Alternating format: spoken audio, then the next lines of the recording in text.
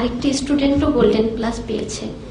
একজনের টেবিলে তার মা দুধের গ্লাস হাতে নিয়ে দাঁড়িয়ে থাকে, আর আরেকজনকে টেবিলে বসে চিন্তা করতে হয় সে পরদিন সকালে কি খাবে, কি খেয়ে সে কলেজে যাবে, কি খেয়ে সে স্কুলে যাবে। এই যে একজনের একটা বাচ্চা আমি ঢাকায় এসে দেখেছি আমার এক আত্মীয়র বাসায়, তার মা তার পিছনে সারাদিন খাবারের বাটি নিয়ে দৌড়াদৌড়ি করে। আর আমার পাশের বাড়ি আমি দেখেছি, আমি লালমনিরহাট জেলা থেকে এসেছি, যেখানে 5 ডিগ্রি 6 ডিগ্রি সেলসিয়াস থাকে।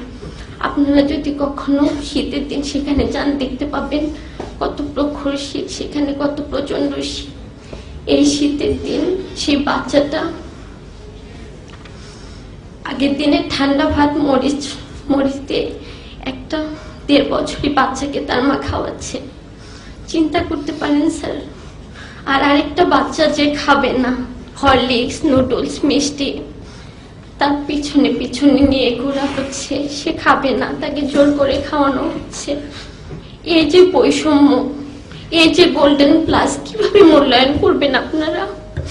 একজন খাবার পাচ্ছে না আর আরেকজনের পিছনে খাবার নিয়ে দৌড়াদৌড়ি করা হচ্ছে, কিভাবে মূল্যায়ন করবেন স্যার? এই যে সার্টিফিকেট, আমরা যে এত দূর আসতে পেরেছি, কিভাবে আসছি, কারা আমাদেরকে সাপোর্ট দিচ্ছে? মাথায় হাত বুলানোর মতো কেউ নেই।